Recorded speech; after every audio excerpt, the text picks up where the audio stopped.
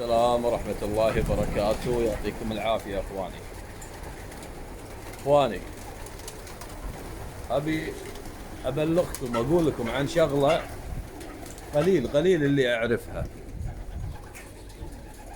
واللي عنده ازواج كبيرة بالعمر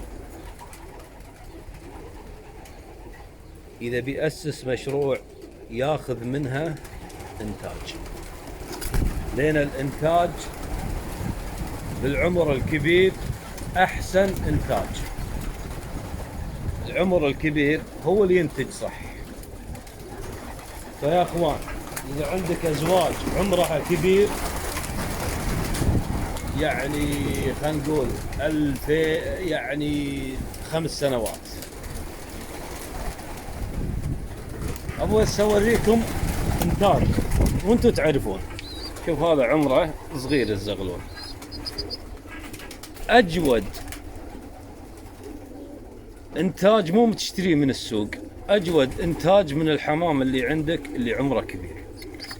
هذا اجود انتاج. تبي تأسس مشروع تأسسه من انتاجك، لكن انتاجك شنو؟ من الحمام العمر الكبير. يا اخوان، الحمام لا حد يقول لكم 5 سنين يوقف.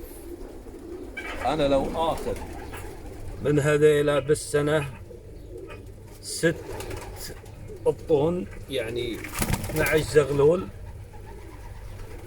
انا ربحان، لان هذا الزغلول ما يطلع مع الطبة. الحجم هذا والراس هذا والعظام الكبيرة والحجم الكبير ما يطلع، صدقوني ما يطلع مع الطبة.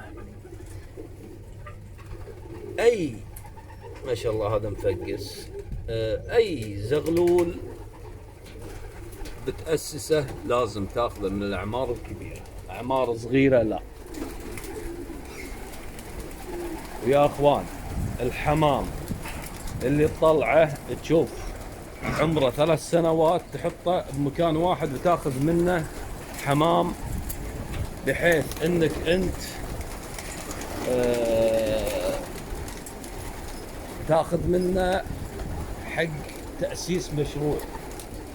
لان الحمام لازم يتجدد. شلون يتجدد؟ كل 3 سنوات تجديد. انا مو كل 3 سنوات، كل 6 شهور اجدد. فشايفين انتو الاحجام، شوفوا الحجم. والله يا اخوان مو قاعد اختار، انا قاعد اوريكم. هذا عمره صغير بس شوف حجمه، عظمه، شوف ظهره ايش كبره. ترى هذا كله من الاعمار، الازواج الكبيره عندك لا احتفظ فيها، الا اذا وقفت بيض ووقفت انتاج، هذه خلاص. اسس مشروع، اسس من الطبات الكبيره.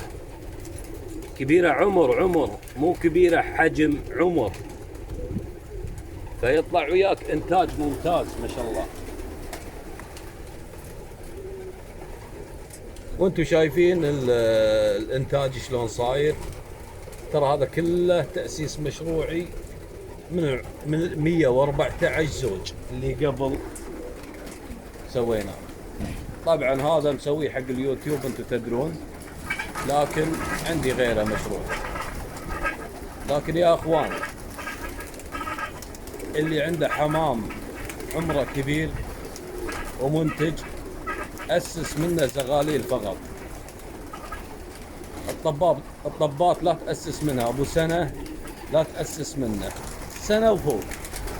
يعني شو اقول لك، يعني شو عمره 1 و6 شهور، هذا تقدر تأسس منه، تبلش تأسس منه. اما الطبات الجديدة لا، ما تأسس منها. اذا عندك اعمار كبيرة لا تأسس، أسس من الكبير احسن لك، وراح يكون معاك حجم طيب وحمام طيب وشيء يعني فريد من نوعه. موفقين خير ان شاء الله.